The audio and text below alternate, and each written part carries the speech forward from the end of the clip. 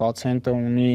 ծնկահոդում ցավ, մոտեցել է ձեր կլինիկա, մոտեցել է ձեզ, ինչ հերթականությամբ է նա անցնում, ինչ փուլեր է անցնում եւ ինչպես է հասկանում, ինչ խնդիր ունի եւ հետագա լուծումները ինչպիսին են լինելու։ Սկսվում է անմիջապես հենց այն պահից, երբ որ պացիենտը մտնում է սենյակ։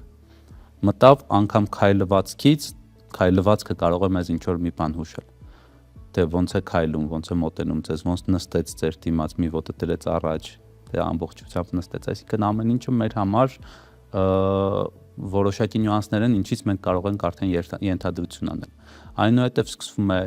բժիշկի ու հիվանդի անմիջական կապը, այսինքն խոսում ենք, հասկանում ենք ինչ է զգում նա, որից հետո անցնում ենք շոշափմանը ծնկի ու որից հետո արդեն շոշափումից վերջնական ենթադրություններ անելով ուղարկում ենք այս կամ այն հետազոտությունների՝ ռենտգեն, սոնոգրաֆիա, MRT ու որոշ դեպքերում նաև ԿՏ։